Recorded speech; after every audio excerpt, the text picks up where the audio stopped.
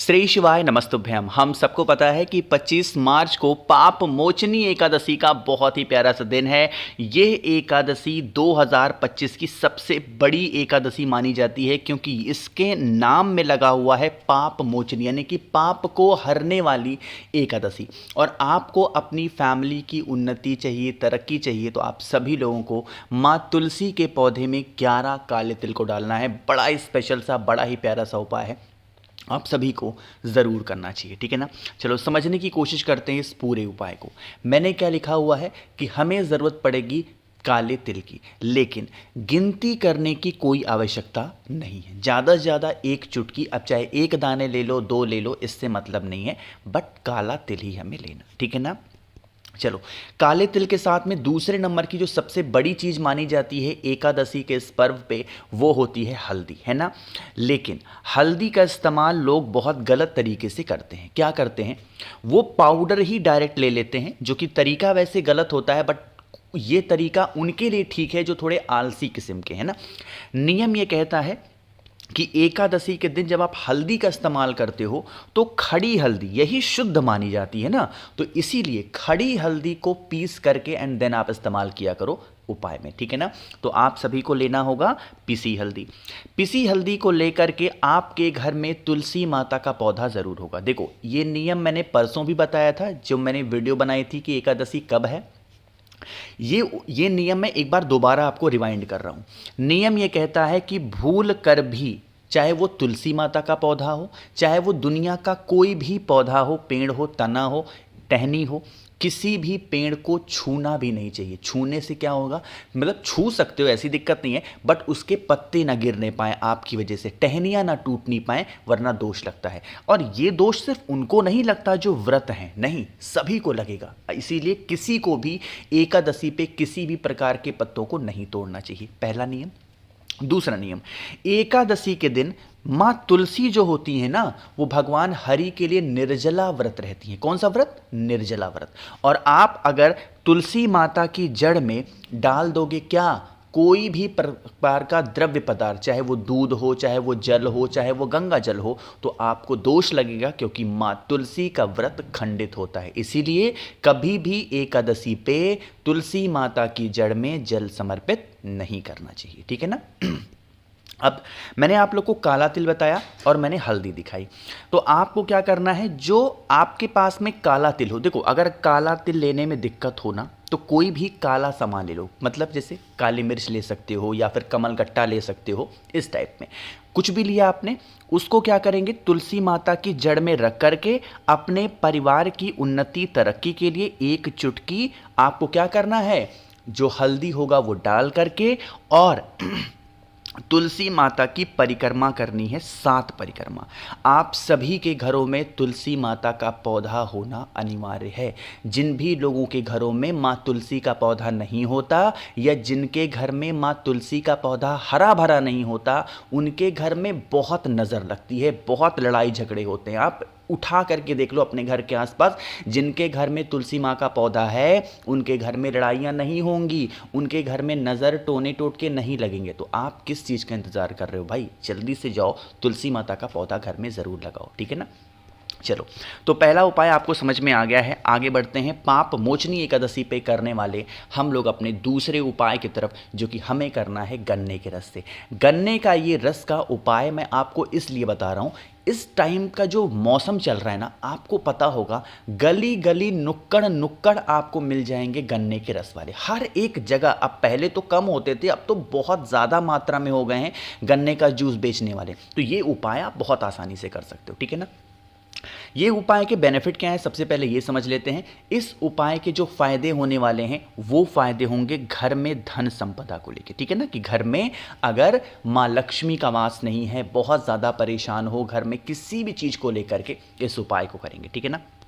नियम क्या कहता है, गन्ने के रस को लेना, बहुत ज़्यादा लेने के, अच्छा हाँ, एक चीज़ नहीं बताया मैंने, देखो गन्ने का रस लेना ना, तो बिल्कुल सादा लीजिएगा, क्लियर हो रही मेरी बातें क्या? सादा मतलब क्या है कि जब गन्ने का जूस आप नॉर्मली बनाते हो ना, तो उसमें वो बर्फ़ डालेंगे, नींबू डालेंगे, पुदीना डालेंगे, पालक डालते हैं ना, और अदरक डालते हैं। कुछ भी नहीं, इतना सा पूरा मिक्स वेज नहीं बनानी है आपको ना। नॉर्मल सा कहना, भैया हमें पूजा पाठ के लिए चाहिए, गन्ने का रस ले लो, 10 रुपये लेते हो भैया, 15 दे देंगे, लेकिन हमें अच्छा सा दे दो, तो वो दे देगा, कोई दिक्कत नहीं। ठीक, गन्ने का रस लो थोड़ा सा। लेने के बाद में आपको दोबारा से कहाँ पे आना है? माँ तुलसी के पौधे के पास में, वहाँ पे आएंगे। लेकिन अब कहोगे भैया अभी भी आपने कहा कोई भी द्रव्य पदार्थ नहीं डालते, अब गन्ने का रस लेके माँ तुलसी के पास लेके कह रहे हो। देखो, इसका भी एक नियम है। एकादशी के दिन आपको एक छोटी सी कटोरी लेनी है। क्या लोगे? कटोरी। तुलसी माता की थोड़ी सी दूरी पे उस कटोरी को रखना। ठीक, इस उपाय को घर का हर सदस्य नहीं करेगा, कोई भी एक लोग कर सकते हो, चाहे वो पुरुष हो, चाहे स्त्री हो, बच्चे हो, बूढ़े हो, उससे मतलब नहीं है, घर का कोई भी एक सदस्य करेगा।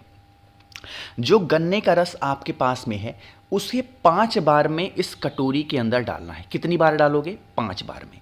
लेकिन डालने का भी एक नियम है, डायरेक्ट ग्लास से या डायरेक्ट लोटे से नहीं डालना है। पहले उस गन्ने के रस को अपने दाहिने हाथ में गिराना है और फिर उस हाथ से गन्ने के रस को कटोरी में डालना है। जब आप गन्ने के रस को हाथ में लेकर के कटोरी में डालेंगे, कितनी बार? 5 बार डालना है। तो आपको प्रत्येक बार में अपना नाम और गोत्र बोलना। चीज़ें क्लियर हुई? ठीक है। अब देखो, इतना सब हो गया। अब आप इस कटोरी को तुलसी माता की जड़ में नहीं डालेंगे। कहाँ करेंगे? इसको उठा के अपने घर में कहीं पे संभाल के रख देना, इसको ढक करके रख देना। जब एकादशी खत्म हो जाएगी, यानी कि 26 तारीख को सुबह 10 बजे से पहले इसी गन्ने के रस को उठाना और पूरा का पूरा ला करके फिर तुलसी माता की जड़ में समर्पित करना।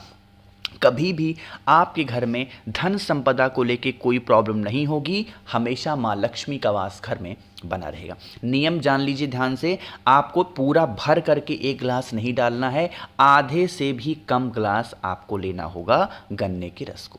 चीज़ें क्लियर हैं? चलो, अब हम लोग बातें करने जा रहे हैं इस वीडियो के अपने तीसरे उपाय की तरफ, जो कि दोबारा से हमें किससे करना है? हल्दी के साथ में। लेकिन कैसे करना है उससे पहले एक छोटी सी गुड न्यूज़ है आप सभी लोगों के लिए। 30 मार्च 2025 तक आप सभी के लिए एक बहुत ही प्यारा सा ऑफर लेके आया हूँ। होली का मैंने कोई ऑफर नहीं दिया था, इसलिए होली को ध्यान में रखते हुए और नवरात्रि को ध्यान में रखते हुए आप लोग के लिए एक बहुत ही सुंदर सा ऑफर है। अभी तक 3200 लोगों ने रुद्राक्ष मंगा रखा है। आप किस चीज़ का इंतजार कर रहे हैं? ऑफर को ध्यान से सुनेंगे।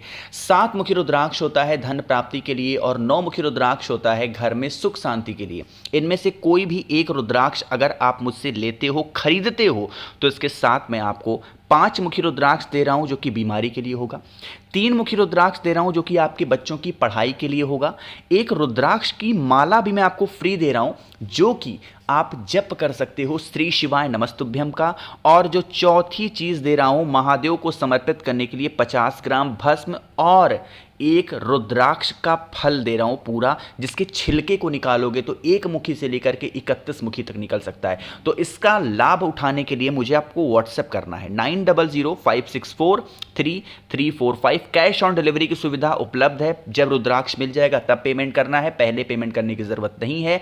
और यहां प्राइस नहीं बता सकता भाई, यूट्यूब को दिक्कत होती है, ठीक है ना। चलो अब बातें करते हैं उपाय की। देखो जैसे घर में आपके रोग बीमारी हो, किसी भी प्रकार की रोग बीमारी हो, तो आप इस उपाय को ज़रूर करेंगे। ज़्यादा कुछ नहीं, 1 चुटकी आपको हल्दी लेनी है। अब उस 1 चुटकी हल्दी को लेकर के कहाँ पे जाओगे? आप माँ तुलसी के पास में जाएंगे। यहाँ पर एक छोटा सा तरीका है करने का उपाय। आपको अब इस बार जो हल्दी होगी ना, वो तुलसी माता की जड़ में नहीं डालनी है, बल्कि उनके गमले पे लगानी है। आखिर कहीं तो लगाया होगा आपने, चाहे गमले में लगाया होगा, जमीन पे लगाया होगा। आपको तुलसी माता की जड़ में लगा सकते हो या फिर गमले में आपको ऐसे हल्दी की, 1 मिनट कलर चेंज कर लो वरना बहुत कंफ्यूज होते हो भाई आप लोग। आपको हल्दी लगानी है। ओम नमो भगवते वासुदेवाय। फिर से बोल रहा हूं, किसका स्मरण करोगे? ओम नमो भगवते वासुदेवाय का स्मरण करते हुए करना, और फिर तुलसी माता की मिट्टी, जो जड़ की मिट्टी होगी, उसको उठा करके जो व्यक्ति बीमार होगा हल्का सा, बहुत हल्का सा उसके मस्तक पे लगा देना। उसकी बीमारियां धीरे धीरे खत्म जरूर हो जाती हैं, ठीक है ना। चलो तो यहाँ पे आप सभी को समझ में आ गया होगा 3 उपाय। आगे बढ़ते हैं इस वीडियो के सबसे आखिरी और बहुत ज़्यादा स्पेशल से इस उपाय को, जिसकी हम लोग बात करेंगे, और ये होगी आपकी इच्छा के लिए, यानी कि इच्छा पूर्ति का ये उपाय आपको करना है, जिसके लिए हमें मात्र एक बेलपत्र लेनी है जो कि बहुत ही प्यारी सी हो, सुंदर सी हो। तांबे का लोटा लेंगे, जल लेंगे। जब भी जल महादेव को समर्पित करना, आप सभी को जल के अंदर गंगा जल एकादशी के दिन ज़रूर डालना, ठीक है ना। और जो मैंने आप लोग को बेलपत्र दिखाई, उस बेलपत्र को इस बार कलश के अंदर ही डाल देंगे, ठीक है ना। फिर पहुंच जाएंगे महादेव के शिवलिंग के पास में, और पूरा का पूरा जल एक ही बार में, एकादशी का दिन है, त्रिपुरा सुंदरी माता, फिर से बोल रहा हूं, किसका ध्यान करोगे भाई, जल्दी से बताओ, त्रिपुरा सुंदरी, इन्हीं का स्मरण करके इस पाप मोचनी एकादशी पे अगर आप जल को समर्पित करते हैं तो आपके घर परिवार में किसी भी व्यक्ति की जो भी इच्छा होगी वो पूरी ज़रूर हो जाएगी, ठीक है ना। बाकी मैंने कोशिश की आप सभी को हर एक चीज़ों को बहुत ही अच्छे से ढंग से बताने की। वीडियो पसंद आई हो तो लाइक करिएगा, कुछ पूछना है नीचे कमेंट सेक्शन में पूछें, और मेरे जितने भी भाई बहन आवाज़ आज मेरी पहली बार सुन रहे हैं, चैनल को ज़रूर सब्सक्राइब करेंगे, ठीक है ना। श्री शिवाय, नमस्तुभ्यम।